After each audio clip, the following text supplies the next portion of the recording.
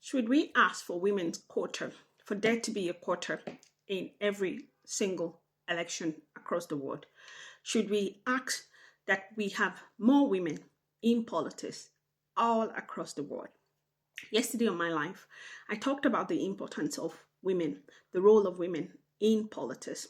We looked at some of the female warriors in Africa in those days who were very who were really part of the liberation of Africa, and also the role that women played in not just the liberation of Africa, but also in politics, and how they kept the community together, how they kept their community safe, how they nurtured their community, and the importance of having that very valuable insight from women, that very valuable instinct, and all the power, the spiritual power that comes from having a woman's opinion on the table. So, one of the examples that I gave yesterday is about the a very good illustration to look at when you think about this subject is that, just think about this for 1 second. If you're someone from Europe, or if you're someone from or if you're someone from Africa, just imagine this scenario. If the fact that Africa has all of the resources, but Europe, on the other hand, do not have the natural resources, but also have a lot of knowledge and technology. And imagine if the relationship between the West and Africa was something like, well, I don't have the resources, but I have the knowledge, I have the technology. I'm going to come with my knowledge and my technology, and we are going to use that to produce and to use your mineral resources, or your natural resources, which are needed in order to help this technology to grow, and in order to have food sufficiency and all of that.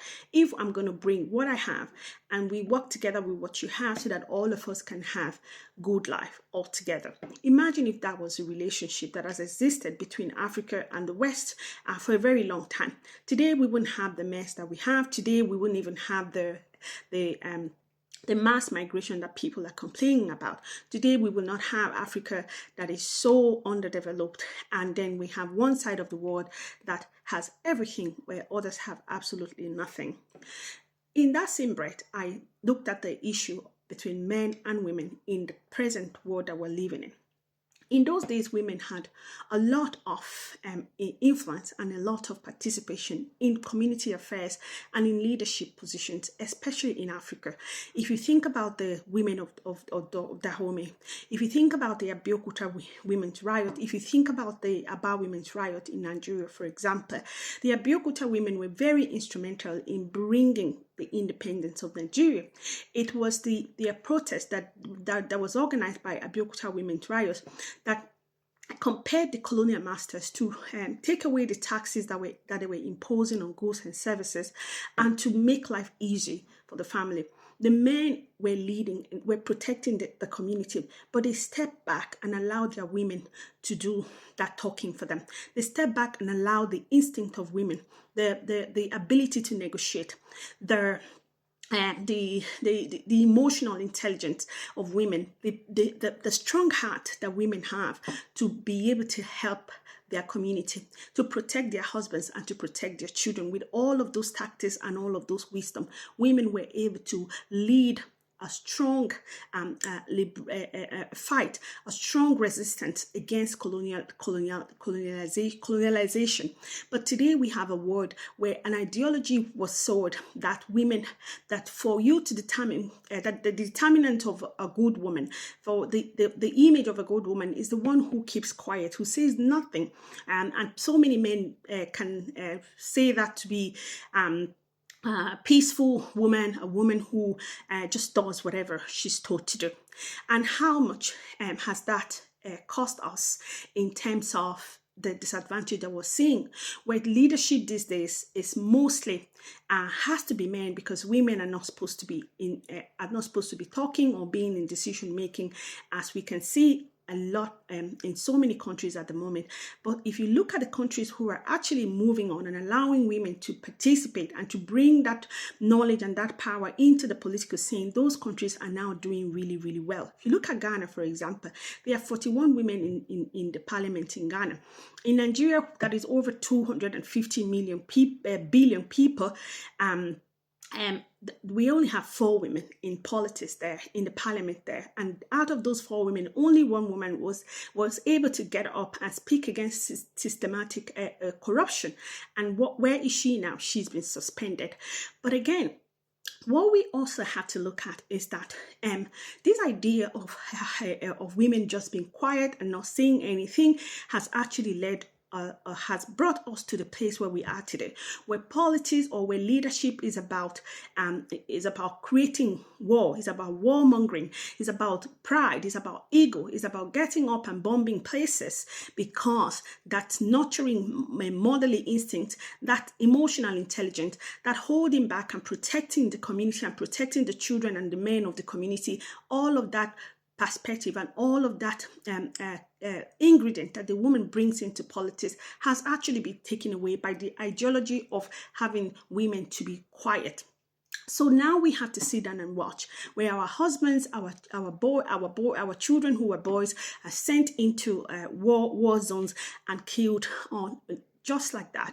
And we have a society now where things are so bad economically that many women are actually opting not to have children anymore, or even not to get married. So it has not become a question of men and women war. So what I will urge women today is that it is time to stop being quiet. It is time to get over that ideology that you are a good woman only when you don't talk, or only when you don't get involved in politics, only when you don't let your voice be heard.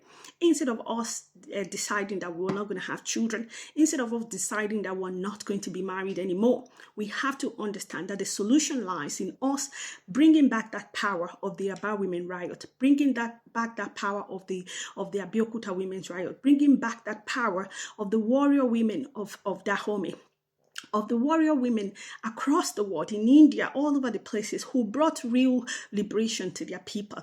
We need to just start speaking up, and we need to start protecting our husbands again, and start protecting our children again, and we need to continue to bring the next generation by giving birth.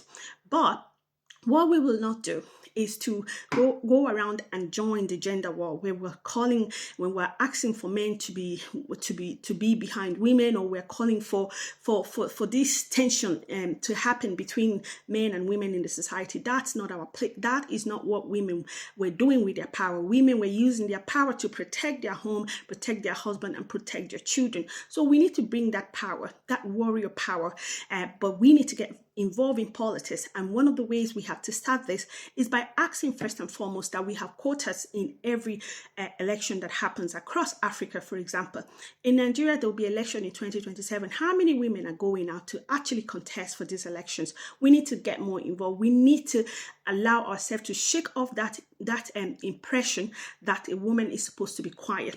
And not just women, but a woman who have good track record, because we've seen a lot of women politicians who have also looted a lot in the past.